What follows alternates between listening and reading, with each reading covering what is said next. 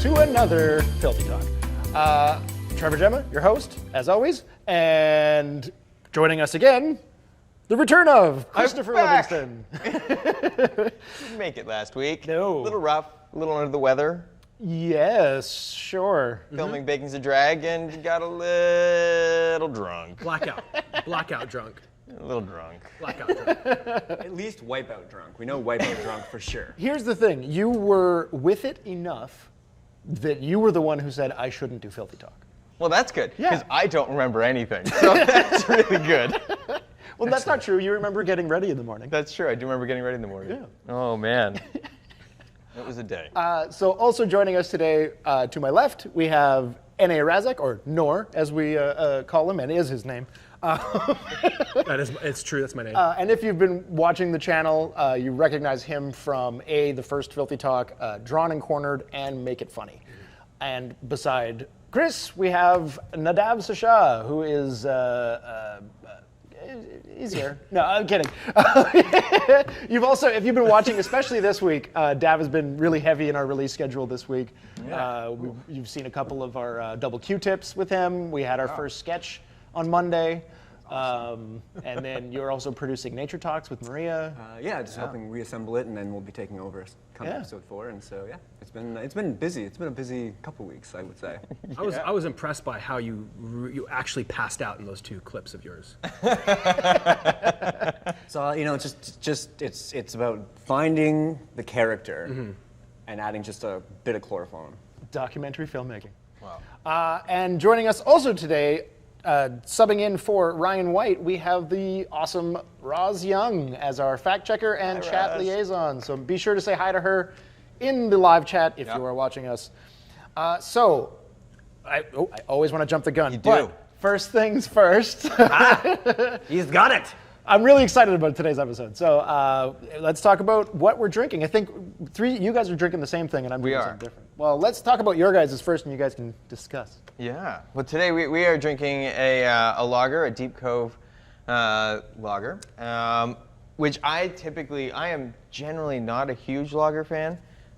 This is actually this is a lager. It's fine. It's a good, It's a basic tasty lager. But I'm curious, do you guys like lager? Is this a drink you enjoy? Yeah, it's about as basic as a beer can get, and I'm okay with that. It doesn't That's fair. smell. It doesn't smell like feet, so That's a good win. That's a win. I'm going to concur with Nor here. I'm not into anything overly hoppy. This is it's very basic. It's very refreshing. It's very summery. Yeah. Maybe a little too on the watered down side, but yeah, you know what? It's better than the opposite. I would not want to drink something that tasted or smelled like feet. Yeah, I mean, it is today. It's very refreshing, and I'm enjoying that. It is actually a very decent lager for lagers that I have tried. I am one that likes a lot of flavor in my beer. I like an IPA. I like hoppiness. I like sours. I like a lot of variety. So for me, that's where I draw that line. Is it's a little bit more basic, but it's very refreshing. It's a good summer beer that you can easily get day drunk on and then just yell at kids. Yeah, that's good. That's how I judge a beer. Yeah. Can I yell at children? Is that your plan this weekend? Maybe, yeah. Oh, okay. It is. Weekend, It that's what is he's summer. been doing all day. Yeah. I'm drinking Bridge Brewing's Primetime, which I only learned because last week I was drinking the Sleeman Clear because I'm still on the Whole 30 thing, and this is low carb, low calorie. So it's for what it is, it's a pale ale. Very odd color for a pale ale. It's a very pale ale. It's a little hoppy for my liking, but it's not overly hoppy. But it's only 1.5 grams of carbs per serving. Yeah, give it up for Mike Pence for just brewing a sick, pale ale. I don't know. Oh man. It's Penn's approved. It's the whitest Pence pale ale I've approved. ever The seen. whitest ale. Penn's approved. You Yeah. can enjoy it in a room with a woman. I would generally shy away from anything that has the words diet and beer in the same sentence. But actually, they did a good job with that. No, this is pretty good. That's very decent. Compared to the Sleeman Clear that I was drinking, this is a better beer. Yeah. It's got more going on. It's a more interesting beer. There's at least some layers to it. The Sleeman's okay, but Yeah, and you know what? I would argue that is the difference for me, is that these are beers that are local. They are made by craft brewers, and I find that is where you're going to find that sort of just that little bit more to something that is generally quite basic. Like Sleeman's is just going to hit that. it's beer. It's beer. We can call it beer. So This is a little more palatable. I could drink more of this than I think of the Sleeman's. nice, So, cool. Well, cheers, everybody. Cheers. absolutely. So into the meat of the day. Oh yeah, also we have official coasters now. You probably can't see this Yeah. from so far away, but this is a Beyond Brewing coaster. We also have, do you have a Filthy Lot one? Yeah, I have a filthy We lot. have our own Filthy Lot coasters. Yeah, these are great. Yeah. Put together by our own Bev Rapley. These look Yeah, great. thanks, These are Bev. awesome. Thank you. So I just got to interrupt. I got to interrupt Okay. because this is the 4th episode, and you guys have not addressed the elephant in the room. There's an elephant. Talking about the Infinity Gauntlet? The elephant is the room. Is the set. Yeah. Like how awesome it is. We talked about it in the first episode. Yeah, but first. not really. I mean, look. I mean, it looks like there's a rock wall here. It looks like Don't climb the on it. layer of a Bond villain that happens to be a nerd who clearly has something against mint on card collectors, right? Because you've opened everything. Yeah, this is true. We have opened everything. We Yeah, do for- have. Oh, shout out to Big Pete's Collectibles. Oh, yeah. A lot of our collectible stuff on the set came from Big Pete, so thank Oh, you, yeah. Pete. Thank you. And yeah, for those of you out there that are collectors and are big on seeing boxes stay closed, you should just not follow us on that, No, that's because not we true. will open everything. Follow us and comment some outrage and just watch all the stuff and be outraged. I'm fine with that. We didn't buy doubles of everything and keep one boxed up and one to play with. We haven't been doing that, but we could. We could. I guess we could do That's that. a little That's a way to ridiculous, do it. But okay, speaking of collectibles and all this nerd stuff, our topic today is essentially nerd stuff. Because right now, San Diego Comic-Con is happening, but it's happening digitally as Comic-Con at home. And it's a pretty cool thing, so this is going to steer us into comic books and movies and all kinds of stuff. So yeah, we're talking Comic-Con. One of the most interesting facets I'm finding about it is there's potential for this to change conventions going forward. I didn't know they were going to do this. I know that like we talked about Base Coast going digital and having an online thing, and it's a very pared down version. But looking at the schedule for San Diego, they have so much going on. Like if you look at the panel lineup at 8 o'clock or 10, it starts at 10. 10 to 6 is usually the panels. But 10 o'clock, there's like 8 different panels happening. And 11 o'clock and 12 o'clock. And there's so many things happening, but instead of being at like when we were at South by, and there's like as many things you want to go to, you're like you couldn't go to pick everything. and There's choose. no way. Even You if you were had a not team able of to 10 do people, that. you wouldn't be able to go everything. No. But all the videos of all the panels are just on YouTube, so you can watch yesterday's stuff. That is interesting. So then you ask, is this going to change everything? I think it so. could. My question though is, are you paying for it? No. No. So then that's why I think they're doing it to keep it alive, which I think is amazing, and you should, and then that keeps the idea going and it keeps people interested. But there's no way they continue. Like those weren't cheap tickets. They weren't. True, but that's the thing is they do like a lottery. So Well, or yeah, it's not really a lottery. It's not. It's just a really convoluted, stupid online ticketing system that but it sells everyone out, hates. and it's not easy to get a pass to be there necessarily. Where you can still not do exactly what you're doing this year, but when the convention, when we're not in a pandemic and we can actually have massive gatherings of 55,000 people or whatever it is again. Pardon me. Sorry. We're drinking beer. I've been holding mine back, They could be having all of the live stuff. You're still not on the show floor. You're still not, but they could be filming most of the panels, and then you're just increasing your brand. And you could sell passes. You could sell online passes at a way cheaper. That could be a thing. I mean, I actually don't think these are going to be coming back next year, based on the current state of affairs in the United States. Yeah. It's possible. I don't know. I like to stay optimistic. Yeah, Sure. That next year won't get canceled. 2021, it's going to be our year. But not to say that it's going to get canceled, because obviously they're still doing it, and they'd probably continue to do it. But like E3 didn't happen this year. Everything and instead, everything didn't happen. Everybody did their own announcements online and everything like that. So all of that sort of stuff still happened. I'm just thinking that potentially in the future, what they'll do is, okay, well we can't go back. We can't bring that many people back into a space again. But maybe next year we still have to make money. So now it's pay for a digital pass. I wouldn't be surprised because you're not paying for a pass right now.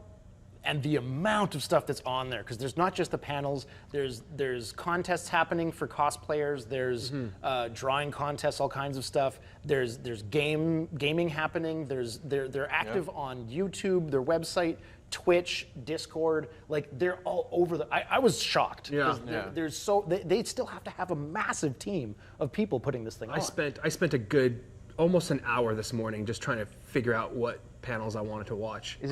It's like a Comic-Con YouTube channel? Yep. Yeah. Yeah. I mean, you can watch it live streamed when it drops during the course of the day, or you can just watch it afterwards, which I did. Yeah. I managed to do 2 panels this morning. I did the New Mutants panel and Truth Seekers, which is Simon Pegg and Nick Frost's new show. So you brought up New Mutants, and that's something I wanted to bring up. Because that actually leads into a whole other topic. thing that's kind of related, though. So the fact that New Mutants, I don't know if you guys have watched the trailer. Oh, were you going to say something? No. I'm just already we're. Well, it's just that New Mutants, they announced not just the new trailer, but that it's going straight to Disney Plus. No, it's not. What? No, it's not. I watched the panel this morning. They are adamant. There was an August theatrical release date attached to the trailer that they did in their panel. Oh, yeah. Because I saw a thing yesterday that said it was going to Disney Plus. It might, but I think that's the speculation. That's probably the rumor. But when I watched the panel this morning, which happened yesterday, in the trailer, they went through all of the release dates and scratched them off, and then they ended up, I think, August 28th. I don't know if you can find out. There was a release date for end of August, theatrically. Oh, okay. Yeah, I mean, which I think is gonna get scratched Good luck off. with that. Yeah, but I feel like if it does go to Disney Plus, because I saw that and some news site I was looking at that yesterday, and I thought that was really interesting because it would be the first thing since COVID has hit. It was slated for a theatrical release and then ends up on a streaming service. Well, it's not the first thing. It's not the first thing? No, there's been a few things. Greyhound, the Tom Hanks World War II movie, was supposed to be a theatrical release in April, I think, and it got sold to Apple. Oh. So it was Pete Davidson's. What is it, King of Staten Island or whatever? Staten Island, Okay. yeah, I mean, I think that those dominoes are going to start to fall because I don't think that the theaters are going to survive this, and certainly not in the way that they operated. They're already in massive trouble. Yeah, I don't think theaters are going to open in August anyway. Oh God! Well, I mean, this is so in the U.S. anyway. Yeah, so much to say on this, but sorry. I was going to say here, August 12th, Tenet comes out. And Alex and I are hoping It's not going to come out. the theaters will be open for then. But it we'll definitely. Why would you not. go though? Well, it's the recliner seat ones, Yeah. and we're like probably going to be spaced out. Yeah. I'm Well, going to bring some I can lights still and stuff sneeze like on a that. They'll be- recliner. Well, yeah, and the rules are you have to be.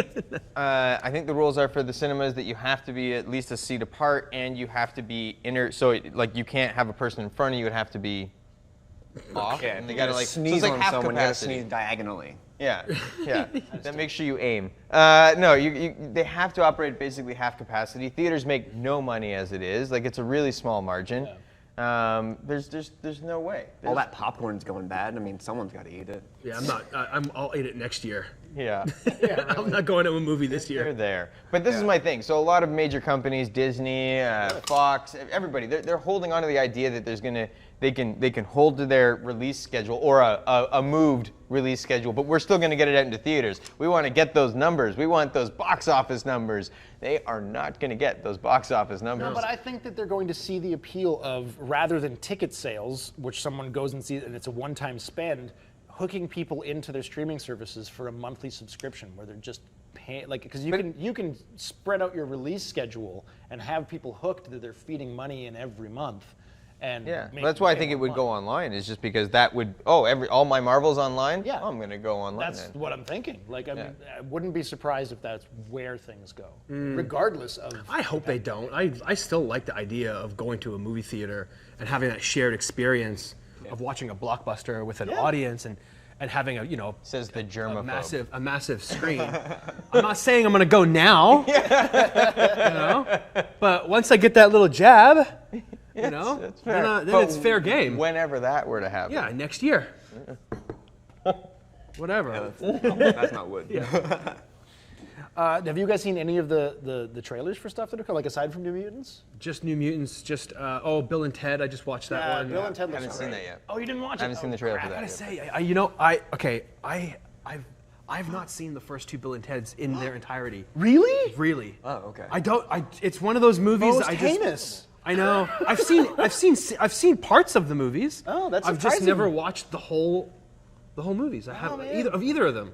Huh. So I guess I'm just not as amped. It's surprising coming from you. Yeah. Like Wow, that. Disney Hound. I can understand though, because I mean, like, just recently I finally watched Clerks in its entirety because Clerks was a movie that came out when I was in high school, and someone at a party would always put it on, and so I was drunk watching it. And I've watched it like 6-7 times, just never really from start to finish. Right. I feel like that's also odd That is coming from surprising. you.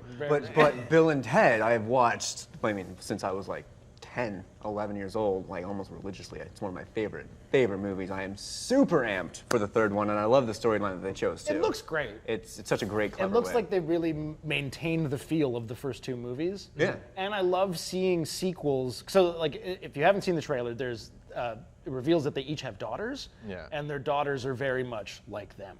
Amazing. So by the end of the trailer, there's a moment where Bill and Ted show up. It looks like they're in hell. And they see their daughters and they say their names, and then both of the daughters look up and go, "Dads!" And like they've got the same character to them. And I would love to see it if they pass the torch They potentially. both play in this movie. Keanu Reeves. No. If they but if the daughters become the new Bill and Ted. Yeah. I'm really enjoying seeing movies do sequels decades later, as opposed to reboots. Yeah. It's Yeah. just. Ghostbusters. I'm looking forward to that. I'm What's looking forward happening to to the that? new. I don't actually know. That's a good question. That was also supposed to come out Right? like this summer. I Yeah. think. Oh man, I hope I want to see that. I do want to see that for sure. The movie thing to me is really interesting just because I'm so curious, given COVID and everything that's happening, what's coming next? How's that going to work? When are they going to film? When is it, like, there's so many avenues there, so many questions unanswered as to how that's going to work going Well, there's forward. a lot of delays as well.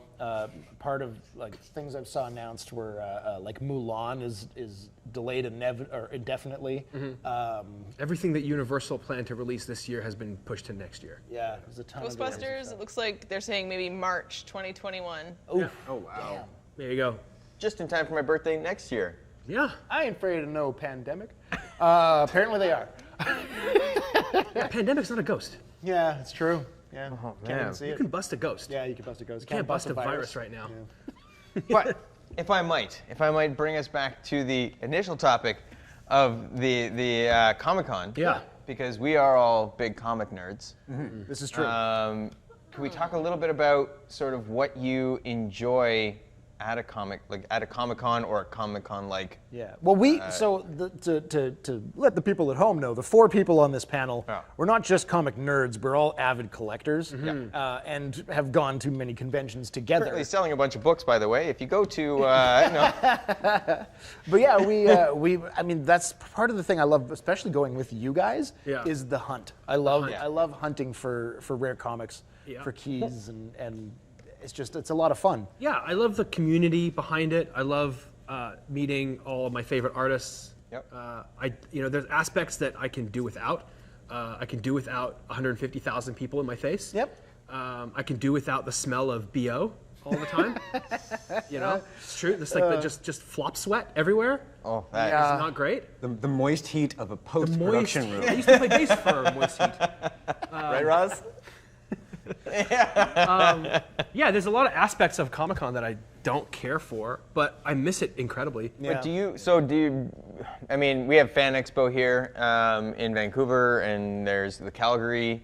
Yeah. Is that a Fan Expo? Is that a? Calgary's the Calgary. Calgary Expo. Yeah, it is. It's, Fan it's a Expo. Fan It's a Expo, right? But so that's what we generally have up here in Canada. But for me, the things that I love about these festivals, speaking about the hunt, speaking about the comic hunt, do you think that they've changed so much in like even the last decade that they're no longer as much a thing to They go don't care to? about comics anymore.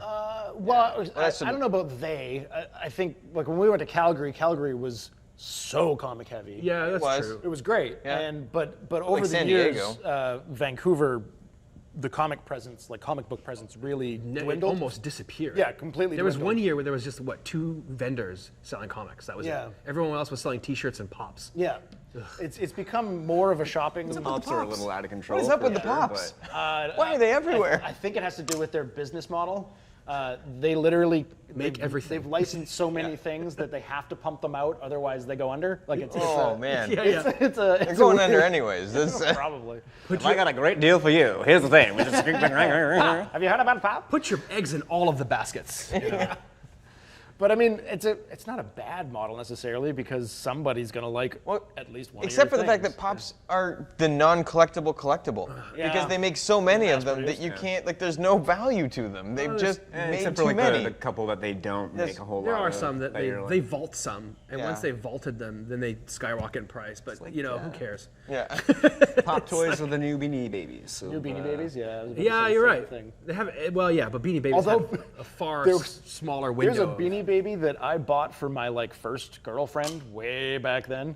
I'm old. It's 2 years ago. And I didn't know, because at the time, how would I? But it ended up becoming one of the most sought after. Are you talking about the Diana one? No, Hope. What? It's like this little bear that's praying, and it's got a little heart. It's bought a a little Jesus yellow bear. No, I don't know. She wanted it. She asked, but I'm sure it ended up either at a yard sale or something. But that thing ended up being worth thousands of dollars. Pious Bear. You bought Pious Bear. Yeah. Chastity Bear. Yeah, but okay. So convention aside from Yeah. Beanie Baby. All right, fine. Anyway, Aside from Beanie Babies, So something about the convention, something else that happened was Xbox had a huge release of a bunch of stuff. So this Right. would interest you for sure. There's a few games that I'm really excited about, and I did not see one of them coming. There's a new Fable coming for the new Xbox. I'm just gonna take a nap while you guys It's talk been about it. 10 years since Fable 3. Yeah, seriously. Guys, That's you go exciting ahead. for me. Go ahead. But, Go ahead. Keep talking about the video games. yeah. Well, then I'm just going to quickly say the things that I'm most excited about. And I know Kedrock would be excited about one of these. There's a Warhammer 40K game called Dark Tide coming out. There's no Tinder game though. He quit Tinder. Destiny 2 is new chapter Beyond Light, where you can wield darkness, Yeah. which looks really interesting. Fable, and then Halo Infinite. It looks pretty dope. Halo Infinite does look really It looks cool. that much better than any Halo game so far, just graphically, because it's Oh, yeah. next gen, Yeah. and the next gen consoles are coming. what about the new Tetris? Is that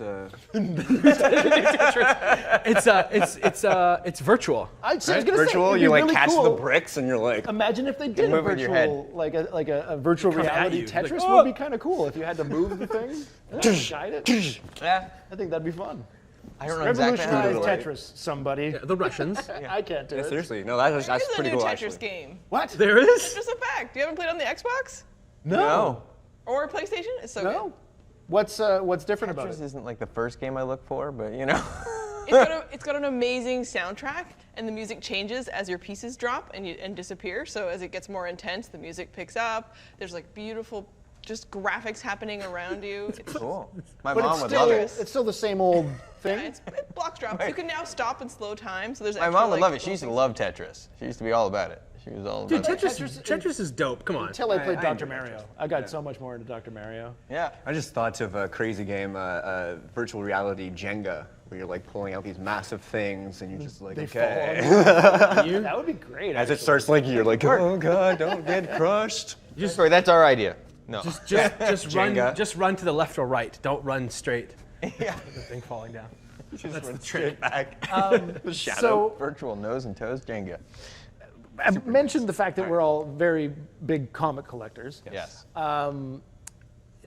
And a huge part for all of us at conventions is comic books. Yep. And it does seem to be sort of disappearing. I know a friend of mine who owns a comic book shop, Metropolis Comics and Toys in Burnaby. Shout out to Johnny. He said, he owns a comic shop, and years ago, he thinks that single issues are going the way of the dodo. That the only people who it appeals to. That was hilarious. What? Whoa, wait, what? Well, he does because we're the last generation that cares. Yeah, we are. We're the dinosaurs, man. Yeah, like it's going away. Does that mean it's going digital? Is that Yeah, it might be trade? because I think there's always going to be a direct market for. I don't know about for always, individual but issues. for our lifetime. I just don't think they're going to be. It's not. We're not going to see printing numbers that we've been used to. Yeah, but if you look at DC Comics move bad, recently, pulling out from Diamond. Well, that was. I mean, that was just because Diamond wasn't operational during the initial phase of the lockdown. But they also, in conjunction with it, are pushing their digital format. Yeah, they've been doing that for a while. Personally, I mean, I like the feel of an actual physical copy of a comic book in my hand. You know, I don't discount that digital's a thing and that it's obviously very popular. People do enjoy it. It's great to be able to pull out an iPad and have 60,000 back issues at your fingertips. There's certainly an advantage to that. But I kind of agree that single issues they've been dying for 20 years, maybe even longer. So here's an interesting question that I had never thought of, but based on that idea and following that through, as avid collectors, people who love the hunt, who want to go and find that book in the right grade, or even an ungraded book that you're just like, I hope I can get the right grade. God, yeah. But if the next generation cares less and less about a physical copy of something, will that market disappear? Well, the value of those comics is entirely perception. That's very much where the value is dictated by the purchaser. All right, sell everything, Nor. Sell it all. Fire But sale. so long as our generation and like up to whatever age still cares about that kind of thing. Yeah. And there'll be certain issues like all the Golden Age stuff. Like none of that is going to. I mean, it might lose value, but it still will be super rare, original. Or will it become that retro kind of thing like we were into 60s and 70s stuff? You know, look, I think there will probably, like, talking about, when you're talking about collecting vintage books versus buying new single issues now, that's totally, I think they're just two separate things, right? Because right now the collector market for new books is all gimmick. It's variant covers and limited releases and just trying to get people to buy something and creating a collector market. I mean, we're talking about books that are valuable in the Silver Age, Golden Age, whatever, because they weren't made as collectible items. They were made as throwaway entertainment. And people read them, they folded them, they put them in their back pocket, they threw them away. There was an entire period in like the 50s where comic books were deemed, horrible for children, and parents threw out comics and burned comics, and there's many issues that have just disappeared because of that.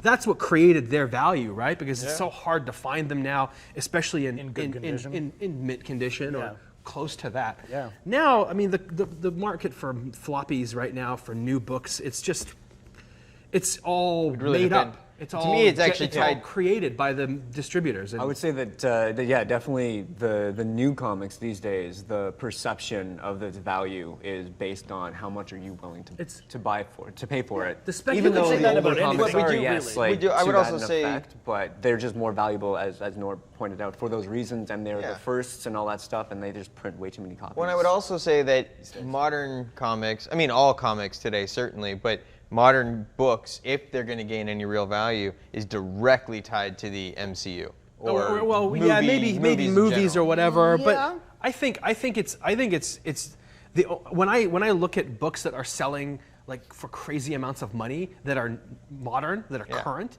it's almost always a stupid variant cover that they did. Oh, we're only releasing 100 of this cover or whatever, and it drives the speculative market like crazy. Or it's something for that like had a small week or release two. because it was like under the radar and then grew into some form of success, usually through other media though. Yeah, usually through other media, sure, perhaps. I mean, we follow that. That's our like guide. Oh, this movie just got announced. Sell now. Or it's a specific artist that is just hot for some reason. Like right now, there's an artist named Peach Momoko who has only done variant covers. Great name. I actually own an original piece from hers. I met her in New York Comic Con last year. Amazing artist. Weird flex. For some reason, her art is so popular. It's so popular that Boom Studios exclusively contracted her to do variant covers for them. Yeah.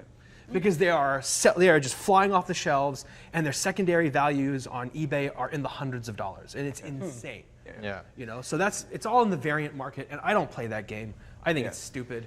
I totally agree, and I say that knowing full well that I have spent hundreds of dollars on variant covers for certain artists. Buy it if you like it. I've been, That's what I've been sort of like, for That's Scotty true. Young. You are I into love, that. That's I love Scotty Young.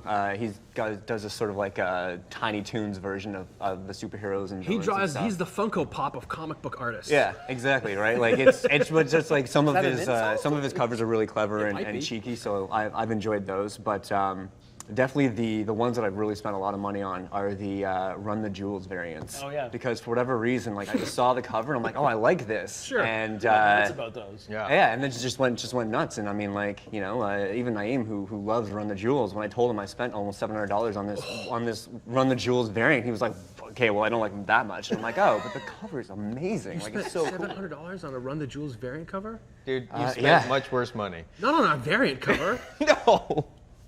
But that's what I'm saying. I spent a lot more on Thanos and all that kind of stuff. But yeah, no, for that one, just because for me, I liked it, and I have got a collection of them. There's certain ones that I'm like, yeah, I can do without. But for whatever reason, the cover just sort of, I'm like, I like that. I wanna have that framed on my wall maybe one day, So. Oh, but I would buy a variant cover if I like the art and I can get it at retail. That word. I mean, that's fair. If it explodes and it's suddenly a $100 book or a $150 book, I'm like, I'm good. Yeah, but Todd McFarlane did a variant cover of Venom a couple years ago, I think. But yeah, it was just one variant, one cover, and He did not do. I know the book you're talking about. Did he not do that? They took art that he had previously done That's right. in a Spider-Man comic that was a panel, and they made that into a cover. Into a cover, yeah. Yeah. Okay, I didn't. I don't always go after variants. It's only stuff I care about. Like when they did that. You did the movie poster The variant. movie poster thing was just so DC. cool. Yeah. They did a whole run of like classic movie posters in different. I was so sad about the one that they canceled because of people way worse. being offended by it. Was it? Which one was it? It was Batgirl with the Joker behind her. Was that a movie poster one? I don't think that was a movie poster one. Oh no, that was the month of the Joker. Yeah, that was Sorry, Month of the that was Joker, the other think, one I did, Where it was was all Joker stuff. it was homaging the Harley cover, the Harley Joker cover, where he's like the behind Mad her, Love. kind of thing. Yeah, But Mad instead Love. he like had a gun to her head or something. Something like that. Yeah, and people went crazy. I mean, it's the Joker. He's violent. to insist that like. What? Yeah, I know. What? I know, right? He seems like such a nice guy, though. Yeah, to say that a got cover such a was great too sense of much humor. because it had to do with violence. I was like, I think it mostly had to do with violence towards women. I think that people took offense to it. But I don't think any of the villains in comic books give a crap about gender. They seem to be and just technically, evil. the Joker did shoot Barbara Gordon. Yeah. In The Killing Joke. Yeah. So it's like something that already happened, just depicted by a different artist, and people just lost their minds over it. Yeah. Which whatever. But those were the covers that you were. The Joker covers, and then the movie variant the movie posters were super. I mean, oddly though, the fact that people lost their mind over it gains it value. I mean, honestly, all of a sudden people are talking But about they it never now. It's printed more it. value. Yeah. That's the thing. Versus the AOC. Yeah. The Have one of those. That you have one of those. So then they printed like I don't understand only why you so bought many. But that's the thing is they printed only so many, and then like those went out, and they were like were forced to cancel it. discontinue. Yeah, and because they were forced, that created a market as well. Yep. Because now there's only 1,000 of them or something. Yeah. I don't know. I love how you don't care about that one at all. You should have seen the look on my face when he told me he bought it. He's like, and you spent how much on this? Hey, I have a signed 10. Just saying. Anyway. Just saying. Signed? Signed. Oh wow, that's Alexandria Ocasio-Cortez as Wonder Woman. Yeah. Which That one, yeah. That's it's cool. awesome. It's great. Yeah. Yeah, I love it. I'm glad. I'm a Trudeau. happy man with I'm, that purchase. I'm I feel happy good. you're happy. Yeah. I wouldn't have bought it, but I wouldn't. I mean, especially for I don't know what we paid for it, what, $1,000 or something ridiculous. It's a little much. I don't think it was that high. think it No, was. I mean, U.S. I think it was like $700 or something. Yeah, like so that. $1,000. But I mean, but it's one of those things I buy because. So the thing with collecting is that gamble, and more especially when you're buying an already graded book. So graded meaning it's gone through the process with CGC or something like that. Don't mansplain. Don't nerdsplain. I'm nerdsplaining to those who don't understand what that is. But a graded book anywhere from 0 to 10, with 9 going in points all the way to 10. But once if you're picking a graded book, generally, for me at least, and I don't know if it's the same for you guys, but I'm buying that book thinking either I know this will go up in value in short term, or I'm buying this because I'm willing to sit on this for a long time. Yeah. And that kind of a book I look at and go, great, I'm going to buy this, and in 10 years this might have real value. And see how her political career goes. Right, yeah. If she ends up president at some point, Sure, which maybe. could happen if they don't end up, just a tyrannical dictatorship. I mean, I don't see that coming, but you're right. It's a possibility, but then there'll still be value. If that was to happen, it would have a huge value. It would go that's up like true. crazy. And she's just getting everything. started in her political career. So Be a you perfect never know. storm to understand We veered on a We did. Okay, crazy so amount of tangents. Where did we start? at Comic-Con. We started at Comic-Con. Comic-Con, comic books. That's all right. So It's still- I was looking through the panels, and something that was really cool to see was there is a large amount of panels that have to do 2 different things. How to get independent comics off the ground. So there was a big focus on that, and a big focus on women in comic books, women writers and artists in comic books, and people of color. How do you, and also how to promote your independent book and things like that. Yeah, really like a cool huge focus, resources, which was surprising to see so little of the bigger Marvel, Image, or DC, and have such a presence of pushing independent comics. Well, here's the thing, though. I think Those it's panels, amazing. It's great. Those panels do exist when you go to Comic-Cons. Yeah. They're just buried. Yeah, they're You in know? they're the tiny they're in the rooms. smallest room, Yeah. but and now there's a platform where it's like, oh, here, the video drops. It's the It's like equal footing. it's equal. You see a video like that come out, and it's like on the same page as, Charlize Theron's latest, panel or whatever. Which She's is on kinda a cool. panel. Yeah.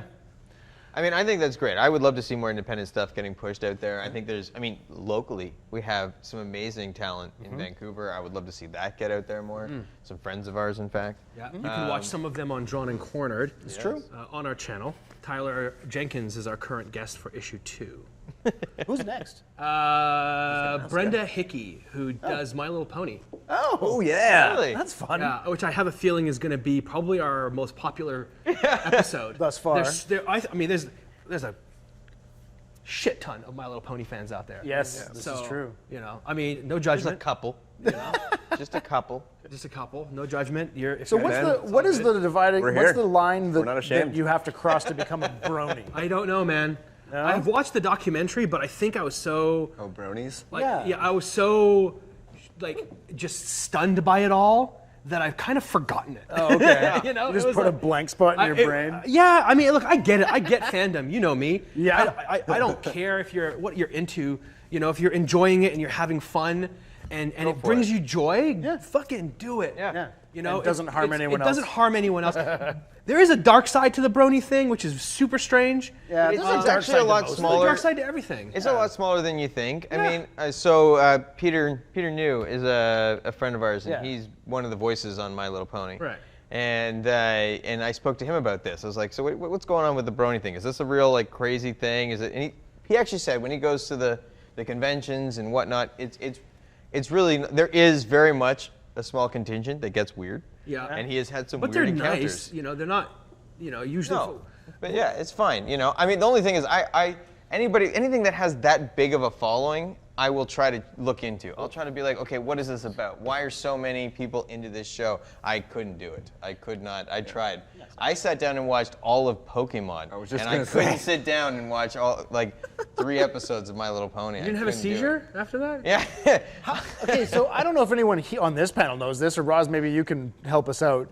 But My Little Pony, how did that exist and continue on? Because I remember it from the '80s, from my childhood, as the alternative I wasn't into to G.I. Joe and Transformers and all that kind of stuff. Yeah. But I was very aware of it, and Strawberry Shortcake and that kind of thing. But all of those kind of went away, had minor resurgences. But My Little Pony seems to have somehow exploded bigger than it ever was in the 80s. I think part of it has to do with the redesign. Okay. Making it more manga-esque or anime, with the big eyes and the cutesy sort of thing. I think part of it has to do with that. Yeah. Because it's very much in trend with shows that are popular with that, that look like that.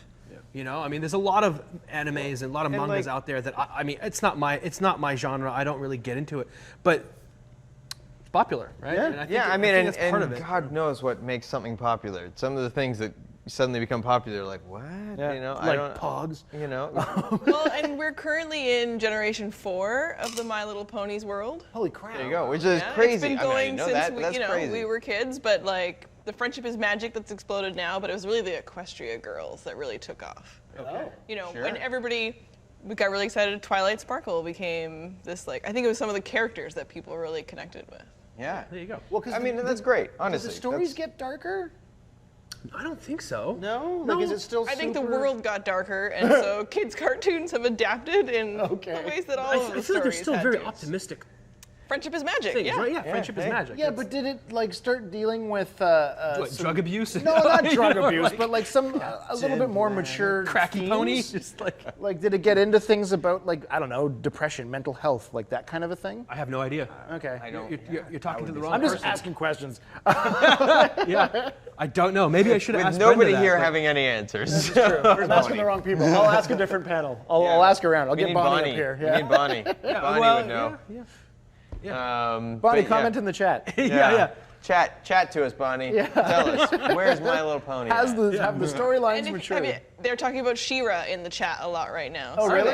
Yeah. Okay, but that has you that watched has the new made a She-Ra big show? comeback. That's big. Yeah, there's a new Yeah. She-Ra. I don't like the style of animation. See, that's the Again, thing. it's very big. It's a big eyes thing, Yeah, right? It's- modern animation is just, it looks half-assed compared to like source material. When you're looking at something like She-Ra and He-Man, I mean, I was those shows huge maybe into less He-Man. so. He-Man was great, but when you look back at the animation, you're kind of like, oh, this is pretty Yeah, bad. it was Kevin the era. Smith's doing a new one. Oh, really? Yeah. Masters Universe. But Kevin there Smith's there show. was a He-Man reboot, and the animation was still cool. Whereas the She-Ra reboot, She-Ra was awesome because the style of animation still looked kind of badass at the time. But Now it's cutesy, right? now it's cutesy, and it makes her look less like kick-ass. It looks. She reminds me of like if a Powerpuff Girl grew up.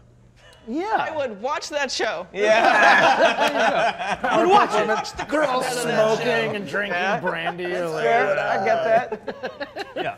Yeah, I totally get that. Man. Animation now is so different than what I remember Yeah. as a kid. Like, you Yeah. know, I like when I look at the shows that I grew up watching, like G.I. Joe and Transformers Yeah. and stuff like that, it was like they were dark.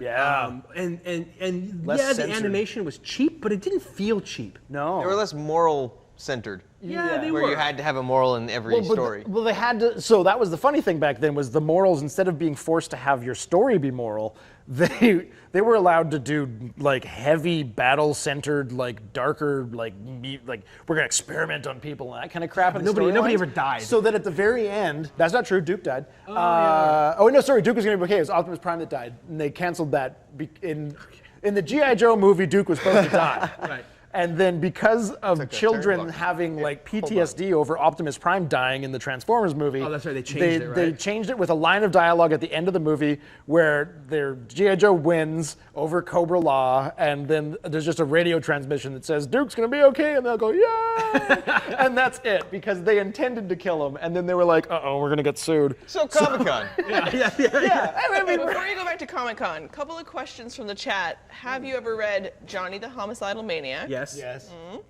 Or read The Farmer's Journal? No, I Farmer's don't. Journal. No, not. Although no, Johnny the Homicidal Maniac makes me there a think of follow-up Invader to that? Zim, and there's Can an you get Invader a- Zim panel that get says, a follow-up? same creator. yeah. What is the Farmer's Journal? What is Continue the to Farmer's type. Journal? Are you talking about the Farmer's Almanac? Because I don't care about the weather. I don't generally sit down and read the Farmer's Almanac like a novel. But yeah, if you're into Johnny the On the Homicidal beach. Maniac, there is an Invader Zim panel at Comic-Con that's available online. I think it's this weekend, later this week. It hasn't maybe. happened yet. I liked Squee. Squeeze. Squee was my favorite of Yonan Vasquez's comics. He did Oh, I haven't Johnny the. seen that. Oh, Squee's awesome. You should check out Squee. Oh, okay. Yeah, It's such a great name. it's a great name. It's just So- a scared little boy. In regard All to horrible things happen to him. something we were talking about, I didn't foresee it going this way at all, but comic collection, is there anything that you guys are aware of right now that if the interest in single issue comic books and all that comic book stuff goes away, what do you think might be that throwaway thing right now that becomes super valuable 20 years, 30 years from now? Original art. Original art. Oh, and that's the game you're playing. Original art or like cover commissions. The funny thing is, I actually think the books that are worth value now, I think will continue to be valued later. Because even the next generation, as they get older, I think, personally, as you get older, I think you just find the value in things versus like, I'm not into comics. It'll be, no, they're valued, so I'm into this. Which is kind of like, I was into comics, kind of came out of comics and came back through the hunt and more into that part of it than, like, I don't keep up with modern Marvel or DC. It's kind of hard. It's way too much. So much going on. Way too much. And do you still read Spider-Man? Yeah, I mean, I'm still trying to collect the volume 1 of all of them. I'm really only just... No, but I mean, that's again the old stuff. The you read current the new Spider-Man. stuff? Yeah. So, I mean, I'm not reading the current one until I sort of collected all of it, but for Amazing Spider-Man, yeah, I think it's one of those things where like I look it up and I'm like, okay, when does like the story sort of end and when does it get rebooted? And it's been rebooted a couple times. So many times. That's just the theme. So like I think it's like 700 issues essentially is what I'd have to collect. But then I mean you were talking about the Amazing Spider-Man, so I'm not getting all of the single issues. Right. Well, and Spider-Man being probably one of the most highly collectible series. Oh, it's the most. Yeah, I mean, Spider-Man from Marvel is probably I would say their most popular book. Yeah. You know, Batman for DC is probably their most popular book. Yep. You know, yeah, well, these are classic characters. Speaking of Batman, he's got a new costume and it's bullshit. it's terrible. Talking about the new movie? Or Yeah. Oh no, comic book. Oh wait, you're talking comic book. Yeah, man. That's where Oh, he's you thought shining? I was talking about the movie? I thought you were talking about the movie one. Oh man, no. Batman has a new look. We talked about this in earlier. the comics, and it is stupid. Oh, It's no. like bluish green metallic armor shit. I don't know what it is. It's I think he'd look good in just green. dumb. So he killed Aquaman? is what Don't you're saying? don't make Batman shiny and metal. Yeah, it makes him Yeah. kind of easy to spot. Yeah. It's awful. Look, okay, so, but seriously, More though, if weirder if I can just costumes, take a but- quick moment, if I can take a camera 2 close up, Alex here. Yeah. Okay, DC Comics. I want to talk directly to you, DC This week in Comics. League. Just stop it. Shh. Stop it. We don't need to change Batman's costume. Stop it. We don't need to change Batman's costume. We don't need to reinvent the wheel. Okay. If it ain't broke, don't fix it. If you can lead a horse to water, all that stuff. Just we don't need it. Okay. I love it. We don't. Look, and you know what? I know it's been tough. I know it's been hard because of the lockdown. You broke up with Diamond. You found a fancy new distributor, and you want to yell out there, "We're still here. Look at us." It's actually an interesting point, though. Yeah. The distributor but a thing. stupid shiny Batman Not costume is necessarily. not the answer. Okay. Batman is supposed to be in the darkness and in the shadows. Okay. He's supposed to instill fear in the hearts of criminals. True. In the blackness of it. Yes, he should. It should be hard to spot. If he's Oh. shiny, it's a problem. Shiny's a big The problem. hiding in shadows part, at least. Yeah. Yeah. Yeah. No, I did mention the thing about distributors. You might have. But Chris in just said he fairness, doesn't that is- listen to me. That is You might have heard it. I don't. But that's an interesting point. It's true. More just because the actual DC moved away from the distributor. From Diamond, yeah. From Diamond. They're And doing doing what Marvel did in the '90s. which Marvel failed. Horribly. miserably. Yeah. I mean, I don't know how successful it is right now. Right now, it sucks for comic shops because they're now having to pay shipping on with two separate Yes. distributors to bring their books in So- on books that they have little margin on to begin Sure, with. and I understand on the downside to the actual shops, I totally get it, and that sucks for them. However, to be a company that's beholden to a monopoly, Sure, it's not. also sucks. It does suck. So because they make the rates. This is what it costs. It might not even be fair, and these guys are way No, cheaper. I mean, Diamond for years have been awful. Yeah. I mean, that's a tough. Like I kind of look at it and go, I get, and it sucks that the little guy gets hurt because you're right. Comic shops make very little money. Yeah.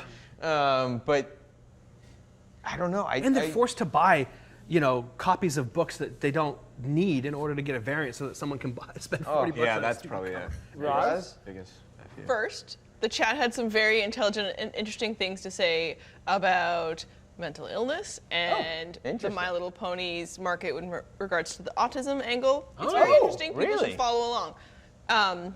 Chat more. We will in the chat. However, there's a very important question for Trevor. Who is your favorite Joker?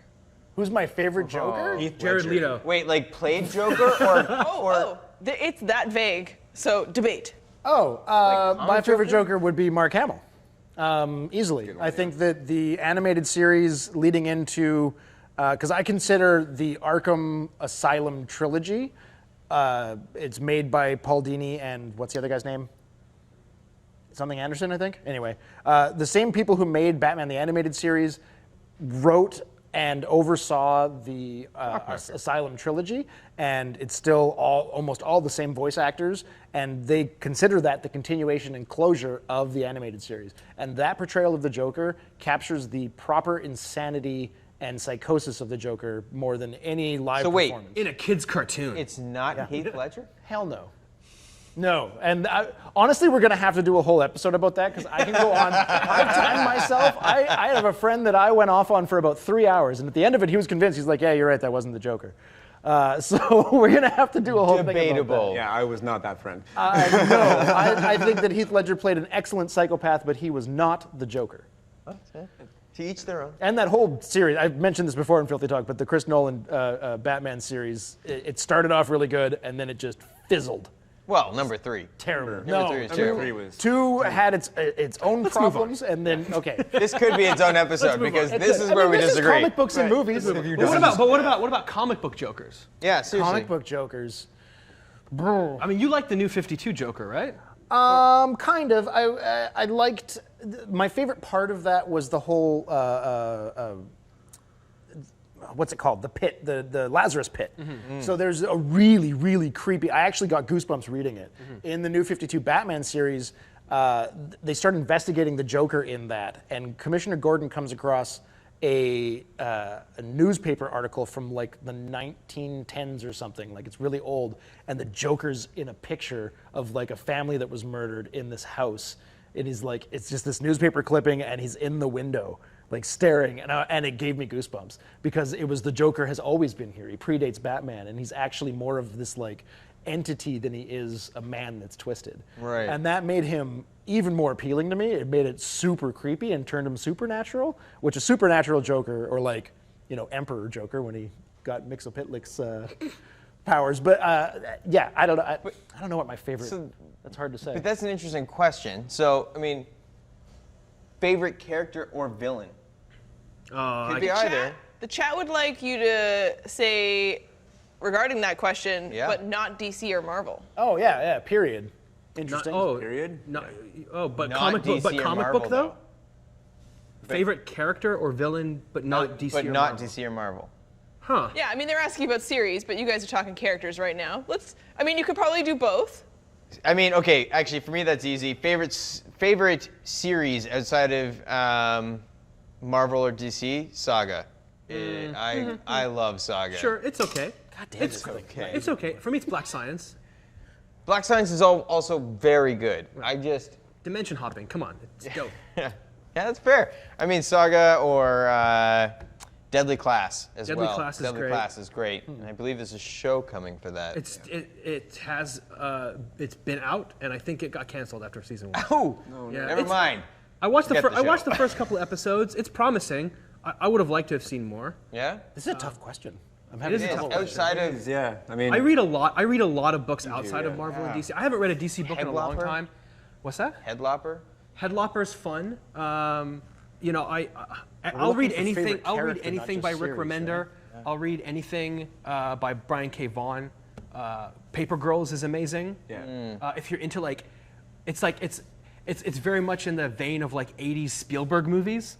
Where it also deals with like time travel, dimension stuff, and aliens, but it has an ET kind of vibe to it. It's kind of cool. That sounds fun. Yeah, it's being picked 100 up bullets as would be mine. a series as well at the moment. And that's Paper Girls? Paper Girls, yeah. Paper Girls, yeah, that actually sounds really, really Paper good. Girls is a lot of fun to read.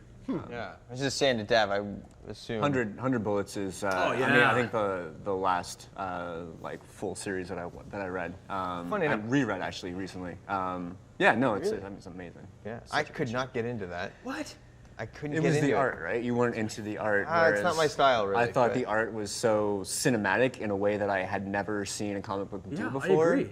Art can really Which was throw really me. interesting. Like Yeah. if I don't like the art of a comic book, I have a really hard. No matter how good the writing and subject matter is, I have a really hard time committing. There was a I book. used to be like that, but now for me it's all about the writing. Like if Yeah. if the story's engaging, then and the art is just kind of okay, I can live with that. What was I the? mean, I obviously you want it to be both. You want both to be Yeah, awesome. yeah, but yeah. Ideally. Sorry, I got you for your birthday. I got you a book. It was from a. I can't remember what the comic was though, but it was like very like almost like wordless. A lot of just like almost like scratched ink. Oh yeah.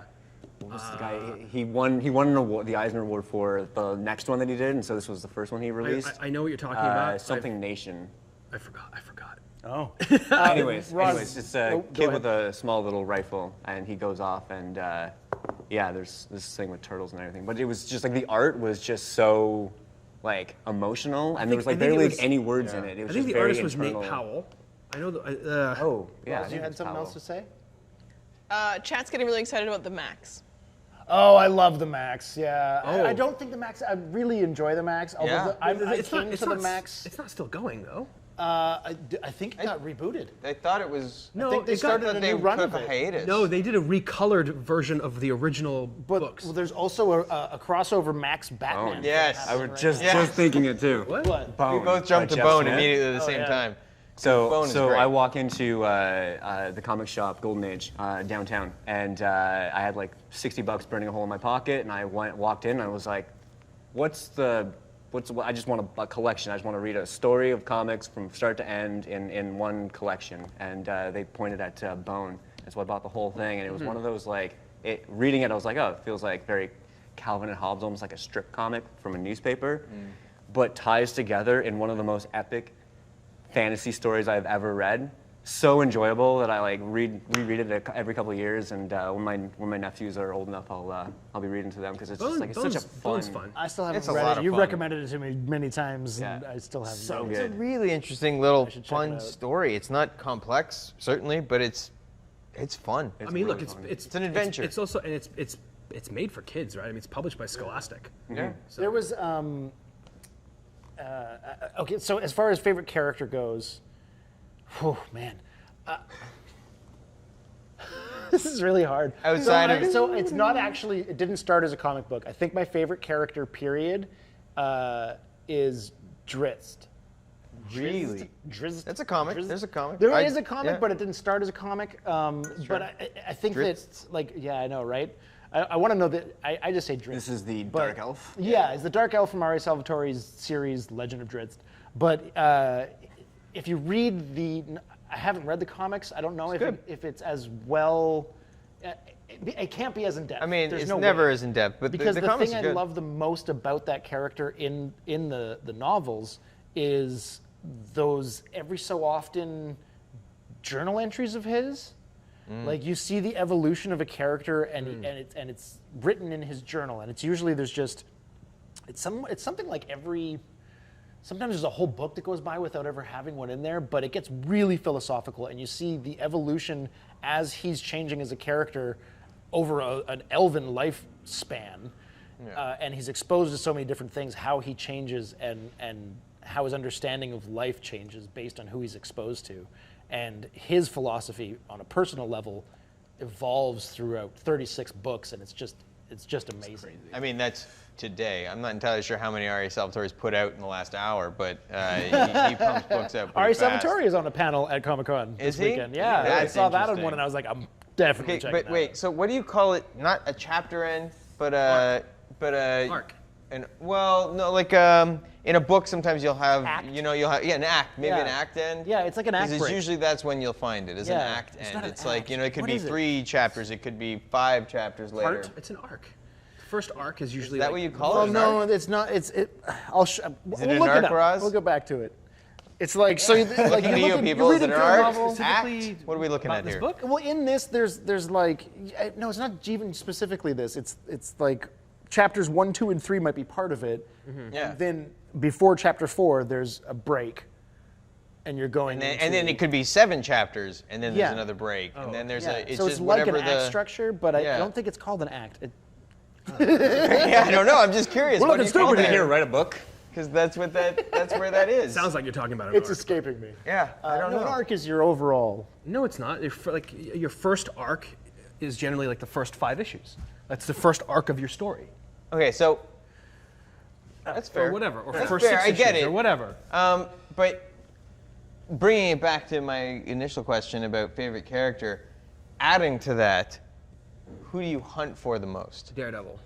You hunt Daredevil the most? Yeah? Depends on what I'm doing. Like when I was trying to complete my Darkhawk run, it was that. guess that's Right true. now, I'm going after.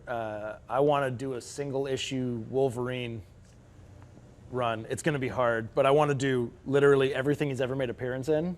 No. And, yeah, That it's is gonna first. be. That's going to be hard. It's going to be hard. Yeah, I know.